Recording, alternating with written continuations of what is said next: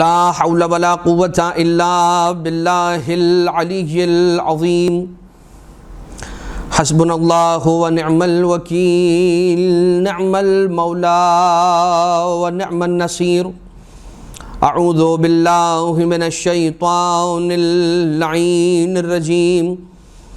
بسم الله الرحمن الرحيم حمدا لك يا ذا الجود والإحسان والفضل والطول والامتنان وصلاة وسلاما على من لا ينطق عن الهوى إن هو إلا وحي يوحى حبیب قلوبنا وشفیع ذنوبنا وطبیب نفوسنا مولانا ومولا الثقلین جد الحسن والحسین ابی القاسم المصطفى محمد اللهم صل على محمد وعلى آلہ الذین اذهب اللہ عنہم الرجس وطہرہم تطہیرا اللہم صلی علی محمد وآل محمد لا سیما علی الامام المنتظر والحجة الثانی عشر واللعنة الدائمة الباقية على أعدائهم ومنكري فضائلهم وغاصبي حقوقهم من الأزل إلى قيام يوم الدين أما بعد فقد قال الله سبحانه وتعالى في محكم كتابه ومتقن خطابه وقوله الحق وهو أصدق القائلين بسم الله الرحمن الرحيم قل لا أسألكم عليه أجرا إلا المودة في القربى مومنین اور مومنات، سلسلہ بیان کا معنون ہے سیرت ائمہ معصومین علیہم الصلاۃ پر، اور اسی عنوان کے تحت مسلسل آپ کی خدمت میں حاضری کا شرف حاصل ہوتا جا رہا ہے، اور بیان چوتھے امام علیہ السلام تک پہنچا ہے۔ سرکار دو عالم جناب سیدہ مولائے کائنات امام حسن مجتبیٰ سرکار ابا عبداللہ علیہ السلام، اور اب سیرت سرکار امام سید الساجدین آقا زین العابدین علیہ السلام کے کچھ پہلو آپ کی خدمت میں پیش کرنے کی سعادت کو حاصل کیا جائے گا۔ سب سے پہلا یہی بیان کہ مولا کے دست مبارک میں جو انگوٹھی تھی اس پر جو نقش کندہ تھا وہ تھا ان اللہ بالغ امرہ، اور یہ انگوٹھی، یہ انگشتری وہی تھی کہ جو دست مبارک سرکار ابا عبداللہ علیہ السلام میں رہا کرتی تھی، اور مولا حسین علیہ السلام سے یہ انگوٹھی اور یہ انگشتری آقا اور مولا سید السجاد سید ساجدین علیہ السلام تک پہنچی ہے، اور پھر یہی انگوٹھی آگے امام محمد باقر علیہ السلام کو ملی تھی۔ اذان محترم، ولادت باسعادت مولا امام سجاد علیہ السلام کے اعتبار سے مختصر بیان آپ کی خدمت میں پیش کیا جائے، اس لیے کہ مولا امام سجاد علیہ السلام کی جو والدہ گرامی قدر ہیں، یہ وہ خاتون ہیں کہ جنہیں باقاعدہ چنا گیا ہے امام زین العابدین علیہ السلام کی ولادت کے لیے۔ اب یہ بات تو اپنی جگہ پر اٹل ہے کہ جس طرح سے ائمہ اطہار علیہم السلام کو جو منصب ملا ہے پروردگار عالم کی بارگاہ سے، منصب امامت، یہ منصب امامت اللہ کی جانب ہی سے عطا ہوتا ہے۔ کسی کے دل کی خواہش، کوئی ووٹنگ، کوئی سلیکشن، کوئی الیکشن نہیں ہوتا کہ جس کے ذریعے سے امام علیہ السلام کو چنا جائے، بلکہ یہ امر ربی ہے، اس لیے کہ منصب الہی ہے، اور اللہ ہی کی مرضی سے وہ شخص اس منصب الہی یعنی کہ منصب امامت پر آ سکتا ہے کہ جسے رب ذوالجلال چنے اور چاہے، جنہیں مصطفیٰ کرے، جنہیں مرتضیٰ کرے۔ اسی طرح سے جس طرح سے امام معصوم بغیر اللہ کے مرضی کے امام نہیں بن سکتا اور نہیں بنتا، اسی طرح سے کون سی وہ خاتون اور مستورہ ہیں کہ جن کے ذریعے سے وجود امام معصوم علیہ السلام کو اس دنیا میں آنا ہے، یہ بھی پروردگار عالم طے کرتا ہے۔ اور اسی لیے آپ دیکھ لیجئے ائمہ معصومین علیہ السلام کی امہات میں ساری کی ساری والدائیں، یعنی ساری کی ساری خواتین اور ساری کی ساری مستورات اہل حرم، ضروری نہیں ہے کہ مدینہ منورہ سے، مکہ مکرمہ سے یا عرب ہی سے آئی ہوں، بلکہ جناب سید سجاد علیہ السلام کی والدہ یعنی کہ زوجہ طاہرہ امام حسین علیہ السلام عجم سے تشریف لائی ہیں، فارس سے تشریف لائی ہیں۔ اب واقعہ ہے الخرائج والجرائح کا میں یہ آیا ہے، مصنف نے اس کے اندر اس واقعے کو لکھا ہے، اور حسین ابن سعید احوازی نے نقل کیا ہے اپنی کتاب کے اندر بھی روایت کیا ہے۔ یزجرد ابن شہریار، یزجرد جو کہ شہریار کے بیٹے ہیں، یہ عجم کے آخری بادشاہ ہیں، اور ایک دور کے اندر جب وہاں پر مسلمان قابض ہوئے اور وہاں کے لوگوں کو غلام اور کنیز بنا کر لے کر آیا گیا، جو ان کا سامان تھا وہ ساتھ ساتھ آیا، اور جب یزجرد کی بیٹی جن کا نام شاہ زنان ملتا ہے تاریخ کے اندر، یہ بھی اسی قافلے کے ساتھ ساتھ مدینہ منورہ پہنچی، اور مدینہ کے اندر ان قیدیوں کا، ان اسیروں کا تماشا دیکھا جا رہا تھا۔ مولا کائنات علیہ السلام نے منع کیا کہ بھائی قیدیوں کا، اسیروں کا تماشا نہیں دیکھنا چاہیے، نہ دیکھا کرو، اور البتہ وہاں پر لوگ بہت سارے جمع تھے، اور یزجرد کی جو یہ دختر ہیں شاہ زنان جن کا نام ہے، ان کے چہرے کی طرف لوگ نگاہیں اٹھا کر تجاوز کر رہے تھے اور بار بار ان کے چہرے کو دیکھ رہے تھے۔ یہ بات انہیں بالکل پسند نہیں آ رہی تھی، جس کی وجہ سے انہوں نے اپنے چہرے پر اپنے دونوں ہاتھوں کو رکھ لیا تھا، اور حیا اور شرم کا پیکر یہ خاتون اور کچھ ایسے بھی نامور افراد تھے کہ جو اس فعل کو انجام دے رہے تھے، یعنی کہ ان کے چہرے مبارک کی طرف بار بار دیکھ رہے تھے۔ اب مولائے کائنات علیہ السلام وہاں موجود ہیں، سرکار ابا عبداللہ علیہ السلام وہاں پر موجود ہیں، امام حسن علیہ السلام وہاں پر موجود ہیں، اور بھی بہت سارے افراد اہل مدینہ میں سے وہاں پر موجود ہیں۔ جب شاہ زنان یعنی جو خاتون ہیں، انہوں نے دیکھا کہ بار بار لوگ میرے چہرے کی جانب دیکھ رہے ہیں اور تجاوز کر رہے ہیں اور اپنی نگاہوں کو نہیں جھکا رہے، جو اللہ کا حکم ہے کہ نامحرم کی جانب نگاہوں کو تجاوز نہ کیا کرو، تو وہاں پر اس وقت انہوں نے یزجرد کی دختر نے یہ جملہ کہا کہ خدا لعنت کرے اور وائے ہو ہرمز پر۔ اب ہرمز کون ہے؟ ہرمز ہیں ان کے جد اعلیٰ۔ جد اعلیٰ کیسے؟ ہرمز جو ہیں وہ ان کے بڑے دادا ہیں، آبا و اجداد کے اندر ہیں۔ کیونکہ یزجرد کی یہ بیٹی ہیں، یزجرد ہیں شہریار کے بیٹے، شہریار ہیں پرویز کے بیٹے، پرویز ہیں ہرمز کے بیٹے، اور ہرمز جو ہیں وہ نوشیروان عادل جن کا نام ملتا ہے عجم کے بادشاہوں میں، ان کے بیٹے۔ اب جب بی بی نے یہ کہا کہ خدا وائے ہو ہرمز پر، کہ جس کی وجہ سے ہمیں یہ دن دیکھنا پڑا، آج یہ دیکھنا دن پڑا کہ لوگ آج اپنی نگاہوں کو تجاوز کر رہے ہیں۔ خیر، اب یہ واقعات کچھ طولانی ہے، بس وہ واقعہ پہلے آپ کی خدمت میں عرض کر دوں، اور اس کے بعد پھر اس جملے کی طرف ہم آئیں گے کہ بیوی نے یہ کیوں کہا تھا۔ اچھا، مولا کائنات علیہ السلام نے دیکھا، اور مولا کائنات علیہ السلام نے کیا دیکھا کہ جیسے ہی بیوی نے اپنے ہاتھوں کو چہرے پر رکھ لیا اور کہا وائے ہو ہرمز پر، اور بہت چیخ کر اور بہت جلال کے عالم میں کہا کہ وائے ہو ہرمز پر، تو ایک مرتبہ وہاں پر ایک شخص کھڑا تھا، بہت نامور شخص، اس نے کہا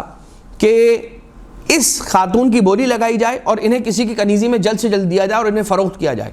کون ہے کہ جو ان کی بولی لگائے گا؟ مولا کائنات علیہ السلام نے انٹروین کیا، مولا کائنات علیہ السلام آگے بڑھ کے فوراً آئے اور کہنے لگے خبردار، یہ کوئی عام خاتون نہیں ہے، اگرچہ قیدی ہیں، مسلمانوں کے یہاں اسیر بنا کے لائی گئی ہیں، لیکن یہ بات یاد رہے کہ یہ کوئی عام خاتون نہیں ہے۔ یہ عام خاتون اس لیے نہیں ہے کہ یہ بادشاہ کی بیٹی ہیں، انہیں جہاں سے آپ گرفتار کر کے لے کر آئے ہیں وہاں پر یہ شاہی کرتی رہی ہیں، بادشاہی کرتی رہی ہیں یہ، لہٰذا انہیں کسی کی کنیزی میں نہیں دیا جائے گا. یہ تعزیرات اسلامی میں نہیں ہے، اسلامی قانون یہ نہیں ہے کہ جو کسی بادشاہ کی بیٹی کو اسلام کی جو لشکر اسلام کی قابض ہو جانے کے بعد جن کو اسیر بنا کے لایا جاتا ہے ان میں اگر کنیز بنا کر لائی جائیں تو انہیں کسی کو فروخت نہیں کیا جاتا ہے، بلکہ اسلام کے آداب اور تعزیرات اور قوانین کے مطابق انہیں حق دیا جاتا ہے کہ معاشرے میں سے جنہیں چاہیں اختیار کریں اور ان سے نکاح کر کے ان کے نکاح میں جائیں اور عزت کے ساتھ، کنیزی کے ساتھ نہیں، ایک باعزت زندگی گزاریں. وہاں پر باعزت رہے ہیں تو اسلام نے بھی انہیں عزت دی ہے حتیٰ کہ اسیر ہونے کے بعد بھی. مگر یہ ظلم اہل بیت اطہار علیہ السلام پر ہوا کہ جب ان کے مردوں کو کربلا کے میدان میں شہید کر دیا گیا تو بیویوں کو، اور وہ کون بیویاں کہ جو نبی زادیاں ہیں، علی زادیاں ہیں،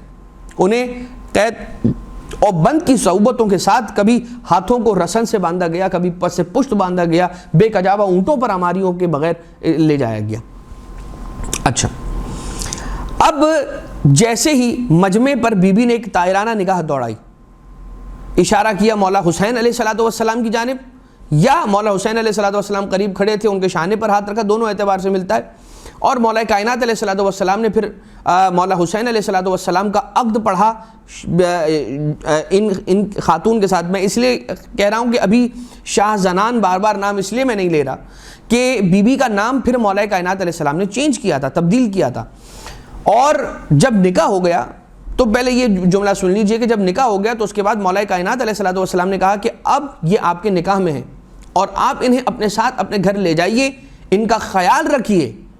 اور انہیں کوئی تکلیف، کسی بھی قسم کی تکلیف اور ایذا و آزار نہیں پہنچنا چاہیے. اور عنقریب پروردگار عالم آپ کو ان کے ذریعے سے ایک بیٹا عطا کرے گا کہ جو روئے زمین پر اپنے زمانے میں سب سے افضل ہوگا. یعنی کہ امامت کا سلسلہ اس بیٹے کے ذریعے سے آگے بڑھے گا. یہ بات یہاں پر ہوئی. مولا کائنات علیہ السلام تشریف لائے اور مولا کائنات نے پوچھا آپ کا نام کیا ہے؟ کہا میرا نام شاہ زنان ہے. اب مولا کائنات علیہ السلام نام تبدیل کریں گے. آپ جو روایتوں میں ملتا ہے وہ اس طرح سے کہ بی بی نے کہا شاہ زنان، مولا کائنات نے کہا شاہ زنان کے معنی کیا ہیں؟ شاہ زنان کے معنی ہیں کہ عورتوں کی سردار. مولا نے فرمایا کہ آپ کا نام شہر بانو رکھا جائے گا. اور شہر بانو مولا کائنات علیہ السلام نے ان کا نام رکھا. اور یہ نام بھی جیسے شاہ زنان فارسی زبان کا نام ہے اسی طرح سے شہر بانو یہ نام بھی فارسی زبان ہی کا نام ہے. مولا کائنات علیہ السلام نے نام تبدیل کیا. اور نام کیوں تبدیل نہ کرتے؟ اس لیے کہ بی بی کا نام شاہ زنان عورتوں کی سردار رسول کی بیٹی جناب سیدۃ نساء العالمین فاطمہ الزہرا سلام اللہ علیہا کے علاوہ اور کون ہو سکتا ہے جنہیں رب ذوالجلال نے سیدۃ نساء العالمین کا لقب عطا کیا اور وہ مقام و منصب عطا فرمایا. اب یہ بات یہاں پر ایک انداز سے اپنے اختتام کو پہنچ گئی، مگر اتنا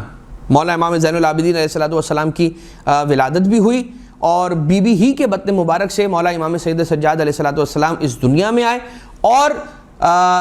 امامت کا سلسلہ نسل مولا حسین علیہ السلام میں قرار پایا. اس سلسلے کے پہلے امام،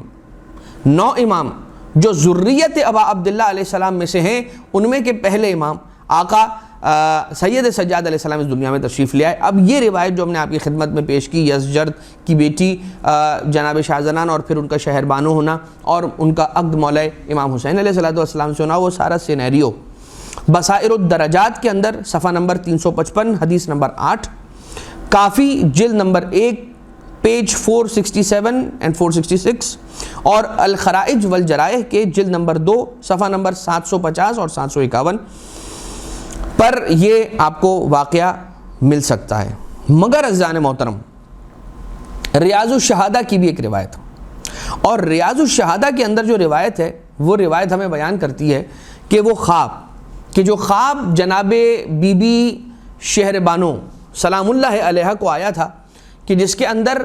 رسالت مآب صلی اللہ علیہ وآلہ وسلم نے بی بی کا ہاتھ مانگا اپنے بیٹے آقا حسین علیہ السلام کے لیے، مولا حسین ابا عبداللہ علیہ السلام کے لیے. بی بی نے قبول فرمایا اور جناب سیدہ سلام اللہ علیہ بھی تشریف لے کر آئیں. اور جناب سیدہ سلام اللہ علیہ نے کہا کہ فکر نہ کرو، آپ فکر نہ کیجیے، آپ جلد اپنے والی امام حسین علیہ الصلوۃ والسلام کی خدمت کے اندر آن پہنچیں گی. اور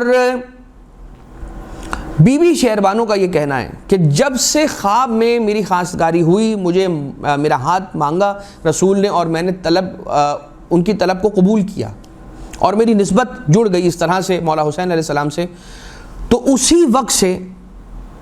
میں اپنے دل کے اندر آقا ابا عبداللہ علیہ الصلوۃ والسلام کی شدت محبت کو محسوس کرتی تھی. ابھی دیکھا نہیں ہے مولا حسین علیہ الصلوۃ والسلام کو, مگر خواب میں جو نسبت ہو گئی اس کے بعد کہتی ہیں, فرماتی ہیں کہ میں شدت سے آقا ابا عبداللہ علیہ السلام اپنے مولا, اپنے والی مولا حسین علیہ الصلوۃ والسلام سے ملاقات کے لیے مشتاق تھی.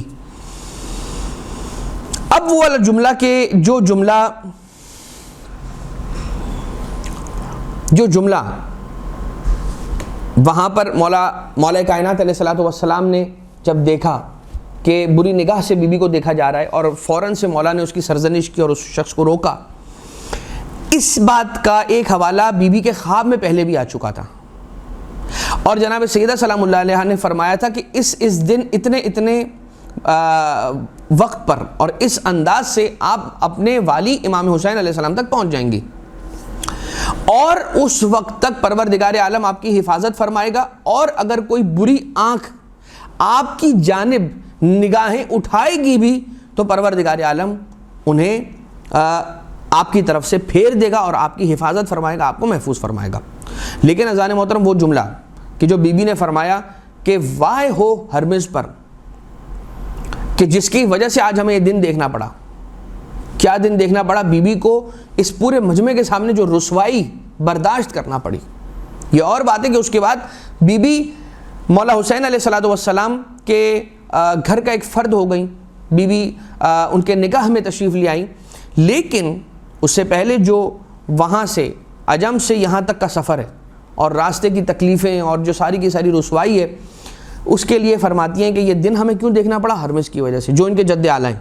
کیا کیا تھا ایسا ہرمز نے کہ جو بی بی کے ذہن میں تھا؟ آ جائیے, جب آپ تاریخ کو دیکھتے ہیں تو آپ کو معلوم ہوتا ہے کہ رسول اللہ صلی اللہ علیہ وآلہ وسلم نے اپنے زمانے میں ہرمز کی جانب ایک خط لکھا تھا کہ جس خط میں دعوت اسلام تھی, اور جب یہ خط ہرمز کے پاس پہنچا تو اس نے دیکھا, اور اس نے دیکھنے کے بعد اس خط کو پارا پارا کیا, پھاڑ کر زمین پر پھینک دیا. یعنی کہ رسول کے نامے کو, رسول کے خط کو, دعوت اسلام کو ایسے رد کیا کہ رسول اللہ صلی اللہ علیہ وآلہ وسلم کی بھی اہانت کی, نعوذ باللہ من ذالک. بی بی فرماتی ہیں یہ اسی گستاخی کا نتیجہ تھا کہ آج اس کی اولاد یہ دن دیکھ رہی ہے کہ اسے اتنی رسوائی کا سامنا ہو رہا ہے. کتنی اہم بات ہے کہ انسان اہل بیت اطہار علیہ الصلوۃ والسلام کی بارگاہ میں تعظیم اور احترام کا ایسے خیال رکھے کہ یہ سمجھ لے کہ یہ وہ ہستیاں ہیں کہ جنہیں پروردگار عالم نے احترام دے رکھا ہے, اور ہمیں بھی اس بات کا بہت زیادہ خیال رکھنا چاہیے کہ ہم اہل بیت اطہار علیہ الصلوۃ والسلام کی تعظیم میں کسی قسم کی کوئی کمی یا کوئی تقصیر نہ کرنے پائے. بات کو آگے بڑھائیں اور مولا سید سجاد علیہ الصلوۃ والسلام کی عبادت کے اعتبار سے ایک روایت ملتی ہے. اب یوں تو وہ روایت کی جس روایت کے مطابق, وہ حدیث کے جس حدیث کے مطابق یہ ملتا ہے کہ معصوم فرماتے ہیں کہ میدان حشر ہوگا, اور اس میدان حشر میں یہ اعلان کیا جائے گا کہ کون ہے کس عبادت کرنے والوں کی, عبادت گزاروں کی زینت اور سجدہ کرنے والوں کا سردار. جب یہ صدا بلند ہوگی میدان حشر میں اور پکارا جائے گا کہ سید الساجدین آئیں, زین العابدین آئیں, تو رسول فرماتے ہیں کہ میری ہی آل سے ایک میرا بیٹا فرزند علی ابن الحسین وہ آگے آئیں گے اور میدان حشر کے اندر وہ تشریف لے آئیں گے. یہ لقب رسول اللہ صلی اللہ علیہ وآلہ وسلم نے مولا امام سجاد علیہ الصلوۃ والسلام کو عنایت فرمایا. زین العابدین عبادت کرنے والوں کی زینت, سید الساجدین سجدہ گزاروں کے سردار. تفسیر علی ابن ابراہیم قبی کے اندر یہ روایت ملتی ہے کہ مولا سجاد علیہ الصلوۃ والسلام ایک دن صحرا میں تشریف فرما تھے. غلام نے دیکھا کہ مولا کی پیشانی ایک بڑے سے پتھر پر رکھی ہوئی ہے، اور مولا فرما رہے ہیں لا الہ الا اللہ ایمانا و تصدیقا، لا الہ الا اللہ حقا حقا، لا الہ الا اللہ تعبدا و رقا۔ غلام کہتا ہے کہ وہ یہی جملے دہراتے رہے، یہی جملے بار بار مولا دہراتے رہے اپنی زبان مبارک سے، اور کہتے ہیں، وہ غلام کہتا ہے کہ میں شمار کرتا رہا، گنتا رہا، یہاں تک کہ مولا سجاد علیہ السلام نے 1000 مرتبہ ان جملوں کو، ان 3 جملوں کو، لا الہ الا اللہ ایمانا و تصدیقا، لا الہ الا اللہ حقا حقا، لا الہ الا اللہ تعبدا و رقا، ان جملوں کو مولا نے 1000 مرتبہ دہرایا، اور پھر سر مبارک کو سجدے سے اٹھایا، اور اس کے بعد چہرے اور رخسار مبارک پر غلام نے مولا سید سجاد علیہ السلام کے آنسوؤں کو دیکھا۔ یہ انداز عبادت تھا مولا امام زین العابدین علیہ السلام کا۔ آقا کی عبادت کا ایک واقعہ اور اتنا امپورٹنٹ یہ واقعہ ہے، بی بی فاطمہ بنت علی سلام اللہ علیہ قافلہ اہل حرم کے ساتھ کربلا میں ہے، اور کربلا سے یہ لٹا ہوا قافلہ مدینہ واپس آ گیا۔ جب مدینہ واپس تشریف لے آئے تو بی بی فاطمہ بنت علی سلام اللہ علیہ نے مولا کائنات علیہ السلام کی بیٹیوں میں سے، دختران میں سے ایک بیٹی جو کربلا کے میدان میں بھی موجود تھیں، انہوں نے جناب جابر ابن عبداللہ انصاری کو بلایا۔ بلانے کے بعد کہا اے جابر جاؤ، اور جانے کے بعد بلایا اور پوچھا کہ سید سجاد کہاں ہیں، علی ابن الحسین علیہ السلام کہاں ہیں؟ جناب جابر نے کہا کہ وہ تو عبادت کے اندر ہیں، اور وہ اکثر اوقات عبادت کے اندر مشغول رہتے ہیں، مصلی سے نہیں اٹھتے۔ ایک مرتبہ فرمایا جاؤ اور جا کر، اے جابر تم تو جانتے ہی ہو کہ ہم اہل حرم کی مستورات کا ایک واحد سہارا یہی سید سجاد رہ گئے، لہٰذا انہیں جا کر سمجھاؤ کہ اتنی زیادہ عبادتیں نہ کریں، عبادت میں کچھ کمی کیا کریں۔ جناب جابر تشریف لے کر آئے مولا امام سجاد علیہ السلام کے در بیت الشرف پر، اور دروازے کو کھٹکھٹایا تو ایک کمسن بچے کو دیکھا کہ جو دروازے پر موجود ہے چوکھٹ پر۔ کہا آپ کون ہیں، آپ کا کیا نام ہے؟ کہا میرا نام ہے محمد ابن علی ابن الحسین، یعنی امام باقر علیہ السلام۔ اور جیسے ہی جناب جابر نے انہیں دیکھا ہے، اب مختلف انداز سے ملتا ہے، کہیں پر یہ ملتا ہے کہ جناب جابر کی آنکھوں کی بینائی جا چکی تھی، کہیں پر یوں ملتا ہے کہ آنکھوں کی بھویں لٹک چکی تھی کہ جنہیں بلند کرتے تھے تو پھر دیکھنے کے قابل ہوتے تھے۔ جیسی آواز کو سنا امام باقر علیہ السلام کی تو فوراً سے چومنے لگے اور کہنے لگے کہ آپ ہی وہ ہیں کہ جن کے لیے رسول اللہ صلی اللہ علیہ وآلہ وسلم نے مجھے کہا تھا کہ تم ان سے ملاقات کرو گے، اور جب ان سے ملو تو مجھ محمد مصطفیٰ صلی اللہ علیہ وآلہ وسلم کا سلام انہیں پہنچا دینا، اور اپنے رخسار مولا امام باقر علیہ السلام کے سینہ اقدس پر رکھے، اور اس کے بعد رسول کا سلام پہنچایا اور اپنے لیے دعا کی، التماس کی، اور اس کے بعد فرمایا کہ اگر آپ اپنے بابا یعنی کہ مولا امام علی ابن الحسین آقا زین العابدین سید الساجدین علیہ السلام کو میرا پیغام پہنچا سکیں کہ میں ان سے ملاقات کرنا چاہتا ہوں تو بہت اچھا ہوگا۔ مولا تشریف لے کر آئے، اور آنے کے بعد امام سید السجاد علیہ السلام، مولا سید سجاد علیہ السلام کی خدمت میں آئے امام باقر علیہ السلام، اور آنے کے بعد سارا احوال بیان کیا۔ مولا سید سجاد نے فرمایا بیٹا وہ بالکل سچ کہتے ہیں، ایسا ہی ہے، اور انہیں اندر آنے کی اجازت دو۔ اور مولا سید سجاد علیہ السلام کی خدمت میں پھر جناب جابر ابن عبداللہ انصاری حاضر ہوئے۔ جب آئے تو فرمایا کہ بی بی فاطمہ بنت علی سلام اللہ علیہ نے آپ کے لیے پیغام ارسال کیا ہے کہ مولا کچھ عبادتوں میں کمی فرمایا کریں، اس لیے کہ اب ہمارا آپ ہی ایک سہارا رہ گئے۔ مولا سید سجاد علیہ السلام نے ارشاد فرمایا کہ یقیناً آپ صحیح کہہ رہے ہیں، مگر میرا سہارا اور ان کا سہارا ایک ہی ہے کہ جو خالق اکبر ہے اور وہ ہمارا بھی خالق ہے۔ اور اس کے بعد فرمایا کہ میں کیا عبادت کرتا ہوں، میری عبادت کیا ہے؟ کیا میری عبادت رسول اکرم اور مولا کائنات علیہ السلام جیسی عبادت ہو گئی ہے؟ کیا ان سے بھی بڑھ گئی ہے یا ان کے برابر ہو گئی ہے؟ ان کی کیا عبادت تھی، میں تو وہ عبادت نہیں کر پاتا جیسی عبادت میرے جد رسول اللہ اور میرے جد مولا کائنات علیہ الصلوۃ والسلام کیا کرتے تھے۔ گویا آقا سید سجاد علیہ السلام ارشاد فرما رہے ہیں کہ میری عبادتوں کی کیا حیثیت ہے، جبکہ وہ مولا سید سجاد ہیں، سید الساجدین اور زین العابدین ہیں، مگر فرماتے ہیں کہ مجھ سید الساجدین زین العابدین کی نماز بھی نہ رسول کی نماز اور عبادت کے برابر ہو سکتی ہے، نہ علی ابن ابی طالب علیہ السلام کی عبادت کے برابر ہو سکتی ہے، چجائی کے ایک عام آدمی، ایک عام انسان، اس کی نماز مولا کائنات علیہ السلام یا رسول کی نماز کے برابر ہو جائے۔ لہٰذا مولا سید سجاد علیہ السلام ارشاد فرماتے ہیں، اور مولا کی اس جملے سے یہ بات سمجھ میں آتی ہے کہ ہمیں اپنی عبادتوں پہ نازا نہیں ہونا چاہیے، اور ہمیشہ ان ہستیوں کی عبادتوں کو دیکھنا چاہیے کہ جو ایسی عبادت کر گئے ہیں کہ جیسی عبادت اب کرنا کسی کے بس کی بات نہیں ہے۔ لہٰذا یہ اب یہاں پر مختلف انداز میں مولا کی عبادت کے اعتبار سے ملتا ہے کہ مولا سید سجاد علیہ السلام اتنی عبادت کرتے تھے، جب بھی کوئی خیر نظر آتا تھا فوراً سے سر سجدے کے اندر رکھ دیتے، فوراً جب بھی کوئی اچھائی، جب بھی کوئی اچھی خبر ملتی تھی تو مولا سید سجاد علیہ السلام فوراً اپنا سر مبارک سجدے کے اندر رکھ دیتے۔ کثرت السجود کے انجام دینے والے، سجدے کو کثرت کے ساتھ انجام دینے والے مولا سید سجاد، اور اتنا سجدہ فرماتے تھے اور اتنے طویل سجدے فرماتے تھے کہ اعضائے سجدہ پر گڑھے پڑ گئے تھے،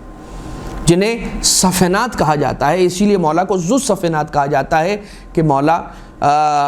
کے سجدوں سے گٹھے پڑ گئے تھے، مولا کے جسم اقدس پر، جسم نازنی پر۔ مولا کا لقب زین العابدین، آپ نے اس کے بارے میں سماعت فرمایا۔ ایک مرتبہ مولا عبادت کے اندر، کشف الغمہ کی روایت ہے، مولا عبادت میں مشغول ہیں، محراب عبادت کے اندر ہیں، اور شیطان ایک اژدہے کی صورت میں آیا اور مولا کے انگوٹھے کو، پائے مقدس کے انگوٹھے کو چبانے لگا۔ آقا بدستور عبادت الہیہ کے اندر مشغول رہے، اس حد تک مولا کی توجہ قطعاً مبذول نہ ہوئی اس درد اور اس کرب کی طرف، بس پروردگار عالم کی جانب ملتفت رہے، یہاں تک کہ کافی دیر گزرنے کے بعد ایک چیخ کی صدا سنائی دی گئی،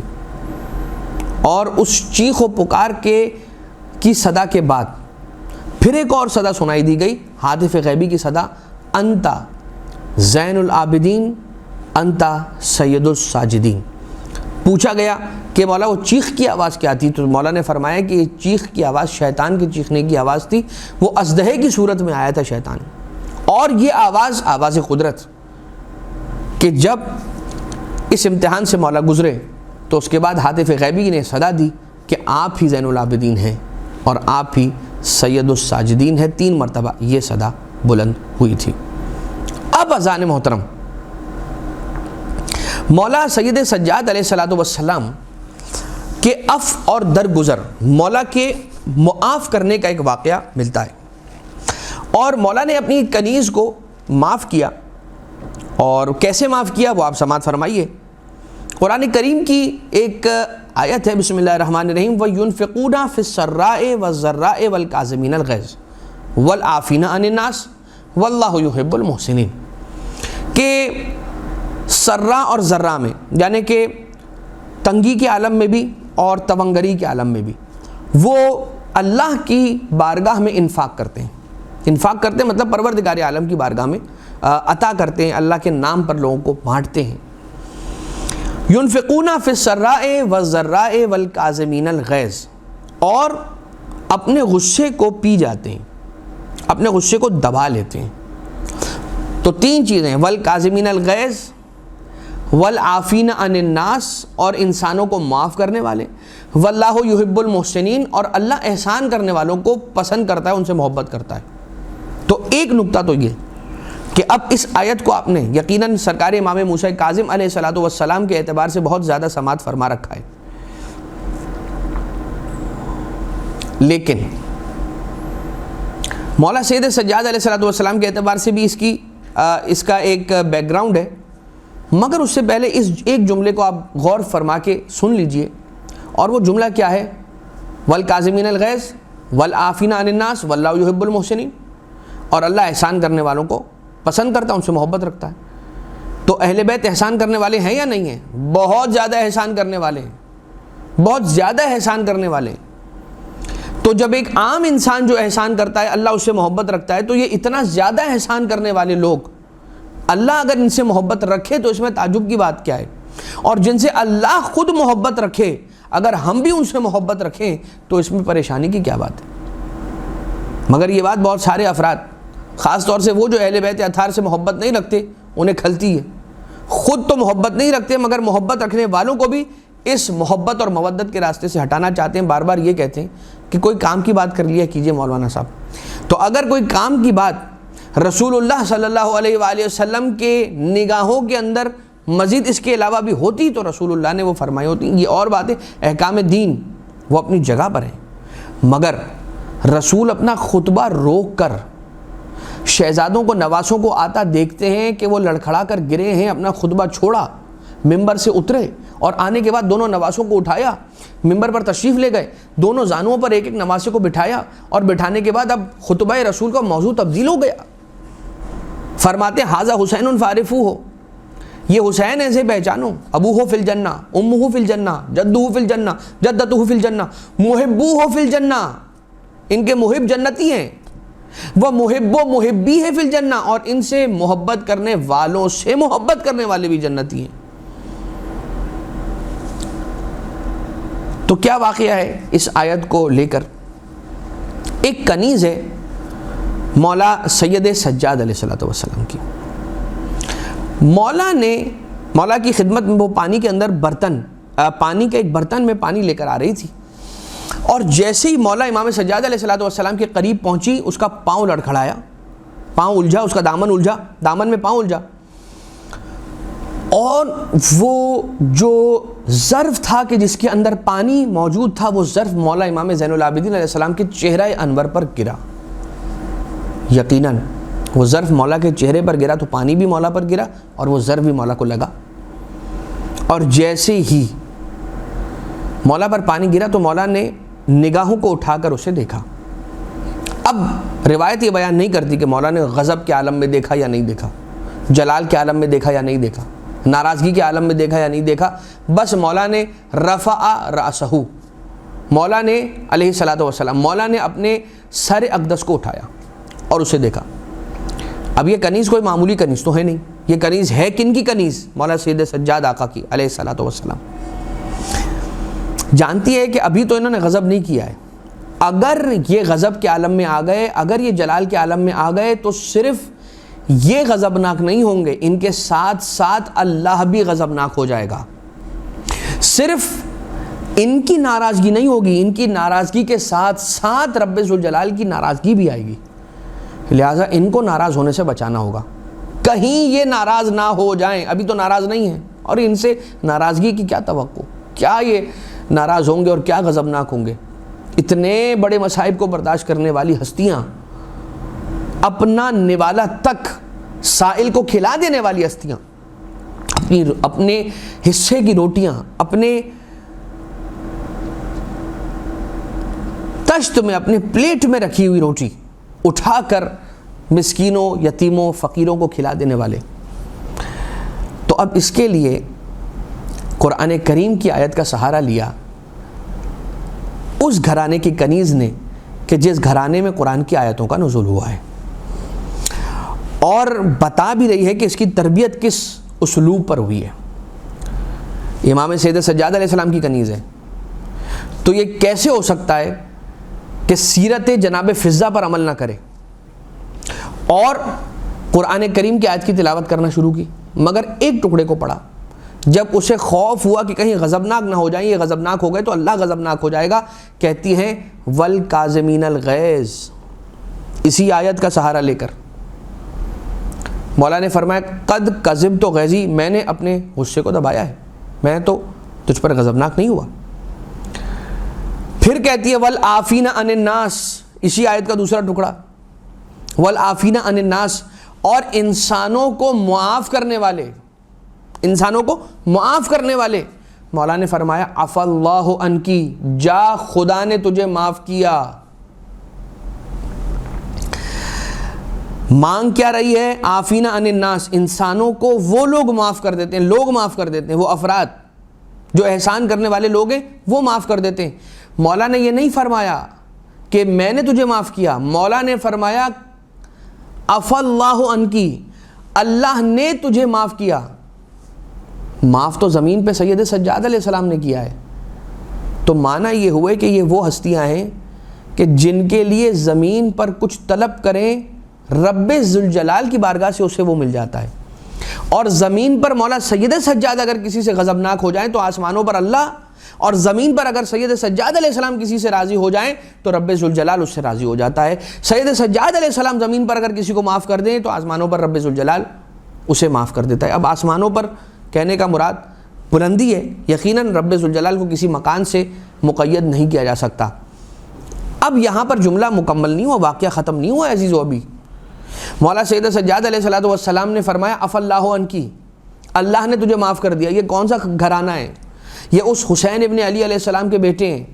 کہ جس حسین نے حر کے سوال کے جواب میں یہ کہا تھا کہ میں نے بھی تجھے معاف کیا. تو کیسی بات کرتا ہے کہ میری معافی قبول ہوگی یا نہیں ہوگی؟ میں نے بھی معاف کیا، جا میرے خدا نے بھی تجھے معاف کیا. اور حضرت یوسف علیہ السلام کے پاس جب ان کے برادران آئے تھے اور آنے کے بعد انہوں نے کہا تھا کہ اے بھیا، اے نبی خدا، آپ ہمارے حق میں دعا فرمائیے، اگر آپ دعا کر دیں گے تو ہماری بخشش ہو جائے گی. حضرت یوسف علیہ السلام نے اپنے بھائیوں کو دیکھ کر یہی ارشاد فرمایا تھا کہ میں تمہارے لیے دعا کرتا ہوں اور امید کرتا ہوں کہ خدا بھی تم سے راضی ہو جائے گا، خدا بھی تمہیں شاید معاف کر دے گا. یہ یوسف علیہ السلام کا مقام ہے، یہ ان کی عظمت ہے کہ وہ دعا کرنے کے بعد کہتے ہیں کہ مجھے امید ہے کہ خدا معاف کرے گا. اور یہ رسول اکرم کا نواسہ حسین ابن علی ہے، جوانان جنت کے سردار، کہ جو فرماتے ہیں کہ میں نے بھی معاف کیا، میرے خدا نے بھی معاف کیا. مولا سید سجاد علیہ السلام فرماتے ہیں عفا اللہ عنکی، کہ اللہ تجھ سے راضی ہوا، اللہ نے تجھے معاف کیا. اب اس کے بعد وہ جملہ کہتی ہے واللہ یحب المحسنین، اور اللہ احسان کرنے والوں کو پسند کرتا ہے، اللہ احسان کرنے والوں سے محبت رکھتا ہے. تو فرماتے ہیں مولا سید سجاد کہ میں نے تجھے آزاد کر دیا. احسان کرنا چاہ رہے تھے مولا، نیکی کرنا چاہ رہے تھے، مولا نے یہ فرما دیا کہ میں نے جا تجھے آزاد کر دیا. گویا یہ مولا سید سجاد علیہ السلام کی ہستی ہے کہ جن کی رضا میں پروردگار عالم کی رضا شامل ہے. آپ نے دیکھا کہ آقا سید سجاد علیہ السلام کنیز پہ حق رکھتے ہیں، سرزنش چاہتے تو کر سکتے تھے، مگر احسان پر احسان، فضل پر فضل فرمایا. ہمارے یہاں جو گھر میں غلام یا کوئی نوکر ہو، اس کے ساتھ ایسا سلوک ہوتا ہے کہ کبھی تو اسے پانی تک نہیں دیا جاتا، کبھی اسے پانی پینے تک کی مہلت نہیں جاتی، یا کبھی اسے اتنا زد و کوب کیا جاتا ہے کہ وہ ہمیشہ ڈرا سہما رہتا ہے. خدا کے لیے اپنے تحت اثر، جو تمہارے تحت اثر ہیں، ٹھیک ہے، جو تمہارے ہاتھوں کے نیچے ہیں، جو تم سے کم طاقت اور توانائی رکھنے والے ہیں، ان پر رحم کرو، تاکہ جو تمہارے اوپر ہے رب ذوالجلال وہ تم پر رحم کرے. اور جس طرح سے تم کسی پر تسلط رکھتے ہو، کوئی ہے جو تم پر بھی تسلط رکھتا ہے، جو تم سے بڑا ہے، جو تم سے زیادہ عہدہ رکھنے والا ہے، جو تم پر حق کے تصرف رکھتا ہے. اگر تم اپنے سے نیچے والوں پر رحم کرو گے تو تم سے اوپر والے تم پر رحم کریں گے. اذان محترم، بات کو مزید آگے بڑھائیں اور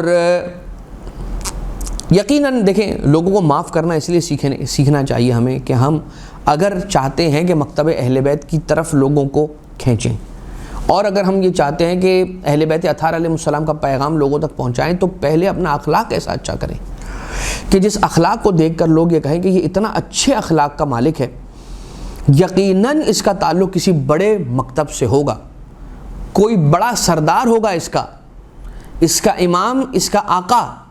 کوئی بڑا آدمی ہے، کوئی بڑی شخصیت ہے، کوئی صاحب ظرف ہے. کربلا کے واقعے بعد اب یہاں سے مولا امام سید سجاد علیہ السلام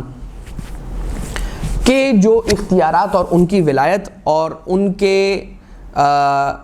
پروردگار عالم کی جانب سے جو انہیں اختیارات دیے گئے ہیں ان کے معاجز کی صورت میں وہ پیش کیے جا رہے ہیں۔ عموماً مولا امام سید سجاد علیہ الصلوۃ والسلام کے بارے میں یہ ملتا ہے کہ آقا بیمار امام، بےکس امام، لاچار امام، مظلومیت کے اعتبار سے ہو تو ٹھیک ہے کہ مظلوم امام ہے، مگر لاچار سے کہیں پر بھی یہ معنی نہیں ہونا چاہیے کہ ان کی کوئی طاقت اور ان کے کوئی اختیارات نہیں تھے۔ اختیارات ان کے پاس تھے، طاقت ان کے پاس تھی، امکان ان کے پاس تھا، چاہتے تو زمین الٹ دیتے، چاہتے تو آسمان گرا دیتے، چاہتے تو پانی میں آگ لگا دیتے، چاہتے تو زمین کے ہر چپے سے ایک میٹھے پانی کا کنواں جاری ہو جاتا، اشارہ کرتے، ارادہ کرتے اور پانی کا کنواں جاری ہو جاتا، پانی کی فراوانی ہوتی، قلت نہ رہتی۔ لیکن قدرت کے ساتھ ساتھ، اختیارات کے ساتھ ساتھ علم بھی رکھتے ہیں اور جانتے ہیں کہ اس وقت اللہ نے منظور کیا کیا ہے ہمارے لیے، اس وقت اللہ کی مرضی کیا ہے۔ ہم دیکھتے ہیں، سوال کیا جاتا ہے کہ کسی امام علیہ الصلوۃ والسلام کو جب یہ علم ہے کہ اس انگور کے اندر زہر ہے تو اس انگور کو کھانے کی کیا ضرورت ہے، نعوذ باللہ من ذالک، کہ جس سے موت ہو جائے گی۔ اگر ہم اور آپ ہوں تو یہ معاملہ ہے، اگر امام معصوم ہو تو یہ معاملہ نہیں ہے، اس لیے کہ انہیں علم بھی تو ہے، قدرت بھی ہے، علم بھی ہے۔ اب جب انہیں علم ہے کہ اس انگور کے اندر زہر ہے تو انہیں یہ بھی علم ہے کہ انہی زہر آلودہ انگوروں کے کھانے کے ذریعے سے میری شہادت، یہ لکھا ہوا ہے پروردگار عالم کی بارگاہ سے، یہی اس کا فیصلہ ہے۔ ہمیں یہ معلوم ہے یا نہیں ہے کہ یہ زہر والے جو انگور ہیں ان زہر آلود انگوروں کو کھانے سے ہماری شہادت ہونی ہے، ہماری موت ہونی ہے، یا کوئی دوسرے آج سے 5 سال 6 سال 8 سال کے بعد کچھ اور انگور آنے والے جن میں زہر ہوگا اور اس کے ذریعے سے ہماری موت واقع، ہمیں تو یہ معلوم ہی نہیں ہے۔ یہ امام معصوم علیہ الصلوۃ والسلام کے کیس کے اندر ہے کہ انہیں علم غیب ہے اور وہ جانتے ہیں کہ یہی وہ طریقہ ہے کہ جس طریقے پر مجھے موت آنی ہے، لہٰذا وہ قبول کرتے ہیں۔ ہم اور آپ جیسا انسان ہو نا، یہ تو امام معصوم ہے، ان کا صبر ہے اور ان کی استقامت ہے کہ وہ جانتے ہوئے پروردگار عالم کا حکم یہ ہے اور اس کا یہ فیصلہ ہے، اس فیصلے سے ہٹتے نہیں ہیں۔ چاہتے تو مولا سید سجاد چھوڑ سکتے تھے ان انگوروں کو کھانے کے لیے، لیکن ان انگوروں کو تناول فرمایا اس لیے کہ رب ذوالجلال کی مرضی اس میں شامل تھی۔ اگر ہمیں پتہ چل جائے یہی بات کہ یہ سیب، اس سیب کے اندر زہر ہے اور انہی سیبوں کے کھانے کے ذریعے سے میری موت واقع ہونی ہے، میں فوراً سے دوڑ لگاؤں گا اور وہاں سے بھاگ جاؤں گا، میں کھاؤں گا ہی نہیں وہ سیب، مجھے تو نہیں مرنا۔ اسی طرح سے یہ ہم ہیں کم ظرف لوگ کہ اللہ کی مرضی جاننے کے باوجود بھی اگر ہمیں اللہ کی مرضی پتہ بھی چل جائے تب بھی ہم اس پر عمل نہیں کریں گے۔ موت آ رہی ہے بھائی، اپنے آپ کو بچاؤ، دوڑو، تو اس سے بدتر موت کا انسان شکار ہوگا۔ لیکن مولا امام سید سجاد علیہ الصلوۃ والسلام اختیارات رکھنے کے باوجود بھی اختیارات کے ساتھ ساتھ علم بھی رکھتے ہیں کہ رب ذوالجلال نے ان کے لیے کیا طے کیا ہے، لہٰذا ہر مصیبت کو برداشت کیا اس یقین کے ساتھ کہ اللہ ہمیں دیکھ رہا ہے اور وہ سب کچھ جانتا ہے۔ کربلا معلی کے واقعے کے بعد ایک مرتبہ پھر یہ ہوا، اسیران اہل حرم ہتھ کڑیاں کھل گئیں، گلے کا توق کھل گیا، پاؤں کی بیڑیاں کھل گئیں، اور جب مدینہ تشریف لے کر آئے مولا سید سجاد علیہ السلام تو جناب محمد حنفیہ نے جب سینے سے لگایا ہے اور گلے ملے ہیں تو ایک مرتبہ آقا سید سجاد علیہ السلام نے کہا کہ چچا آہستہ سے معانقہ فرمائیے، اس لیے کہ میرے گردن پر توق کا زخم ابھی بھی موجود ہے۔ اور جب دیکھا تو گوشت موجود نہیں تھا، گوشت وہ توق کھا چکے تھے۔ آقا مدینہ منورہ میں تھے، کربلا کا واقعہ گزر جانے کے کچھ سالوں کے بعد دوبارہ سے مولا سید سجاد علیہ السلام کو گرفتار کیا گیا، مولا کے دستے مبارک، مولا کی ہاتھوں میں ہتھ کڑیاں پہنائی گئیں اور مولا کو گرفتار کر کے شام کی جانب لے جایا جانے لگا۔ ایک مرتبہ زہری یہ منظر دیکھ کر رو پڑا اور کہتا ہے زہری، اب زہری کا تعلق مولا کے مسلک سے نہیں ہے، مگر مسلک عشق سے ہے، محبت کرتا ہے مولا سے، مولا کے فضیلت کو دیکھ کر مولا کا اقرار کرتا ہے، مولا کی فضیلتوں کا اقرار کرتا ہے، آقا سے بہت شدید محبت رکھتا ہے۔ اور آقا سید سجاد علیہ السلام کی خدمت میں رو کر کہتا ہے مولا یہ ہتھکڑیاں پھر سے آپ کے ہتھیلیوں میں آ گئیں، آپ کی کلائیوں میں آ گئی مولا،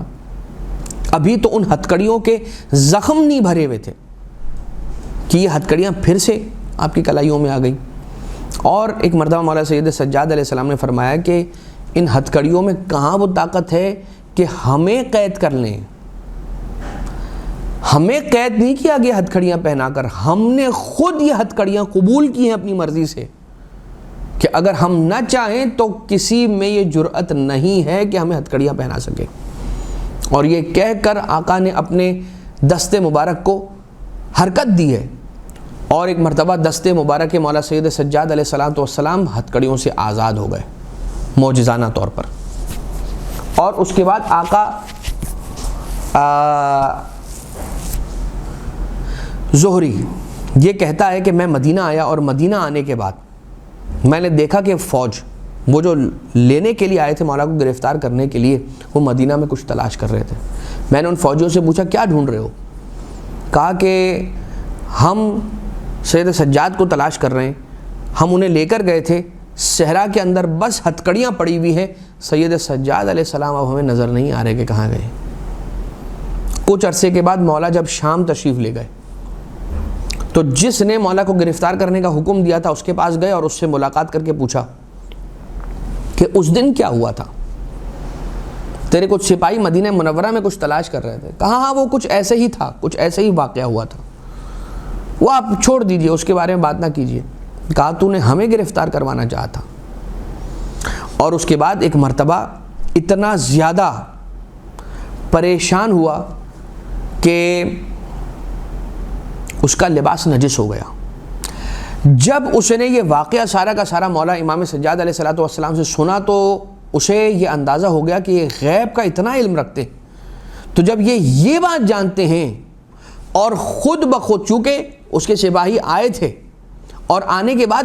اسے بتایا تھا کہ دیکھو ایسا ایسا واقعہ ہوا، سید سجاد ہماری دسترس کے اندر نہیں رہے، غائب ہو گئے، اور جب خود مولا سید سجاد علیہ السلام نے بتلایا ہے یہ واقعہ تو وہ برداشت نہیں کر سکا۔ یہ مولا نے گاہے بگاہے اپنی ولایت اور اپنے اختیارات کا مظاہرہ فرمایا کہ ہم مظلوم ضرور ہیں مجبور نہیں ہیں، ہم مظلوم ضرور ہیں مگر مجبور نہیں ہے، کوئی ہمیں مجبور نہیں کر سکتا۔ ہم اس درس کو، آج کے اس حصے کو اسی مقام پر روکیں گے اس دعا کے ساتھ کہ پروردگارہ ہمیں معرفت ائمہ اطہار علیہم السلام اور زیادہ نصیب فرما۔ دوسرے حصے میں یہیں سے ہم بات کو کنٹینیو کریں گے انشاءاللہ کہ کس طرح سے مولا کے معاجز اور مولا کی ولایت اور مولا کے اختیارات معجزوں کی صورت کے اندر اور ان واقعات کی صورت میں سامنے آئے کہ وہ مولا سید سجاد علیہ السلام کہ جو کربلا میں پروردگار عالم کے حکم سے اس طرح سے قید رہے، وہ کیا کیا طاقتیں بارگاہ الہی سے رکھتے تھے، اس طرح سے کچھ واقعات آپ کی خدمت میں پیش کریں گے۔ مقام امامت کو آپ کی خدمت میں پیش کریں گے، کچھ مولا کے چاہنے والوں کے واقعات کے جن پر آقا کا خاص کرم رہا وہ آپ کی خدمت میں پیش کیا جائے گا، اس دعا کے ساتھ کہ بار الہ مودت اہل بیت ہمیں اپنی نسلوں میں منتقل کرنے کی اس امانت کو توفیق عنایت فرما، معرفت ائمہ اطہار ائمہ معصومین علیہم السلام ہم سب کو نصیب فرما، اور ان کی سیرت پر عمل پیرا ہونے کی توفیق نصیب فرما، مرحمت فرما۔ وآخر الدعوانا ان الحمد للہ رب العالمین۔